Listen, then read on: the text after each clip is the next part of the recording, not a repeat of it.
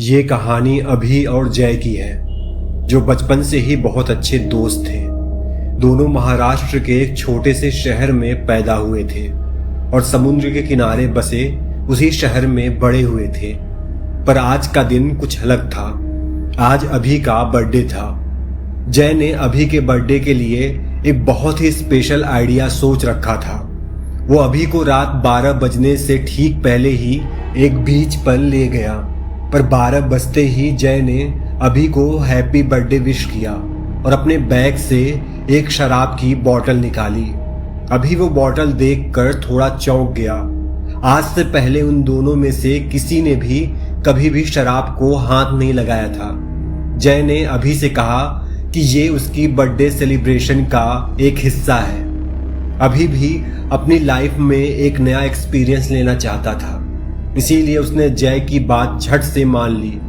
दोनों समुद्र के किनारे काफी देर तक बैठकर शराब पीते हैं। कुछ देर बाद जय को जोर से टॉयलेट आ गया। वो उठकर एक पेड़ के पास टॉयलेट करने गया। नशे में धुत जय ने ये देखा ही नहीं कि वो पेड़ आम पेड़ नहीं बल्कि एक पीपल का पेड़ था। टॉयलेट करते हुए अचानक से उसके सिर पर पत्थर आके लगा। उसने सर उठाकर देखा तो उसे वहां कोई नहीं दिखा। इतने में अभी भी उस पेड़ के पास आ गया। उसके हाथ में एक खाली बोतल थी और उसने मजाक में उस बोतल को जय के पास फेंका। वो सीधा उस पीपल के पेड़ पर जा लगी और उसके टुकड़े टुकड़े हो गए। और पीपल के पेड़ पर लगते ही एक अजीब सी आवाज आई। ऐसी आवाज जैसे कोई जानवर गुस्से से गुर्रा रहा हो। 1 मिनट के लिए अभी और जय दोनों शांत हो गए, लेकिन कुछ ही पलों बाद वो आवाज आनी बंद हो गई।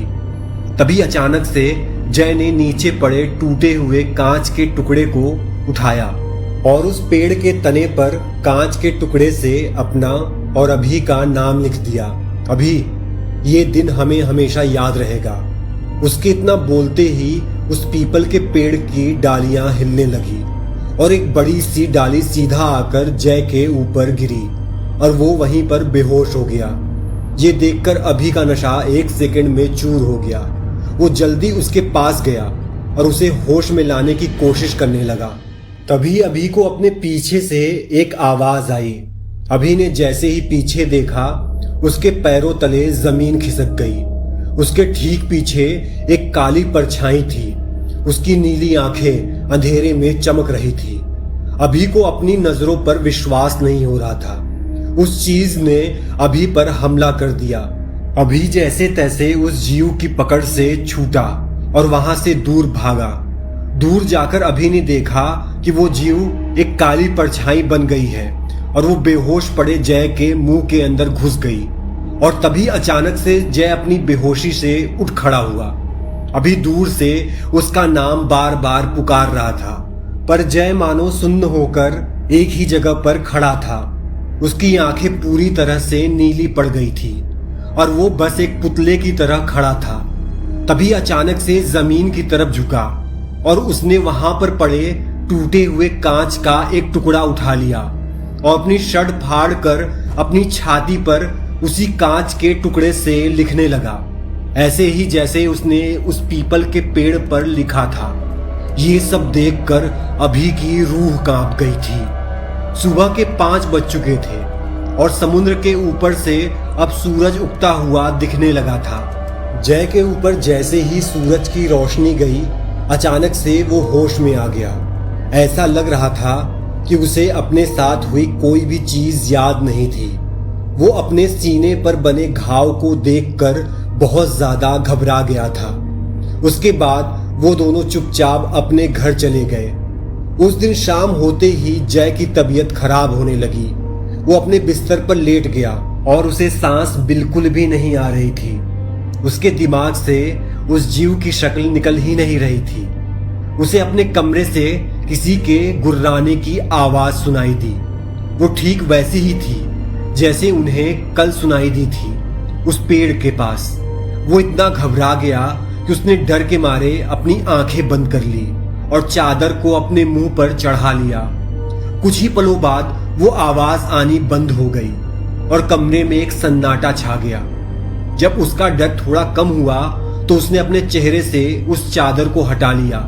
लेकिन जैसे ही चादर को हटाकर जय ने अपनी आंखें खोली तो उसके दिल की धड़कनें लगभग रुक ही गई थी। उसके कमरे की छत पर वो जीव बैठा था, लेकिन इस बार उसका खौफनाक चेहरा साफ साफ दिखा। वो एक भयानक राक्षस की तरह दिख रहा था।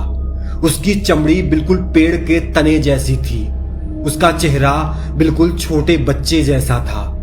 इससे पहले कि जय कुछ कर पाता, उस भयानक राक्षस ने ही कर दिया। उधर अभी भी बहुत घबराया हुआ था। जब उसके पापा ने उसकी घबराहट की वजह पूछी तो उसने अपने पापा को पूरा किस्सा बताया कि उनके साथ पिछली रात क्या हुआ था।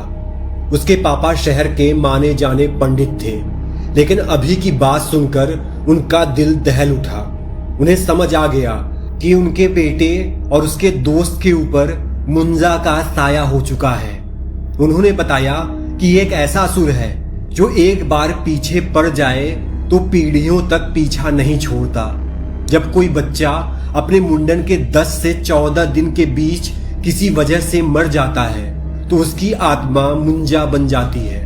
मुंजा एक गुस्से से भरे बच्चे की तरह होता है और पीपल के पेड़ पर रहता है, और अगर कोई इस पीपल के पेड़ से छेड़खानी करे तो वो इंसान के पीछे पड़ जाता है।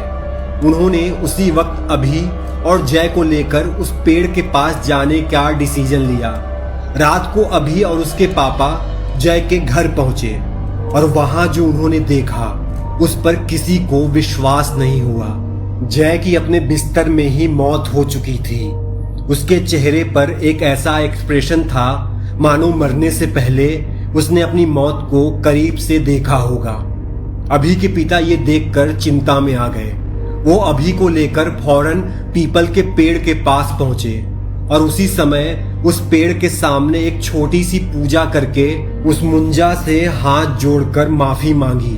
वो कई घंटों तक पूजा करते रहे और मुंजा से माफी मांगते रहे। जैसे सूर्य उदय हुआ वो दोनों अपने घर वापस आ गए।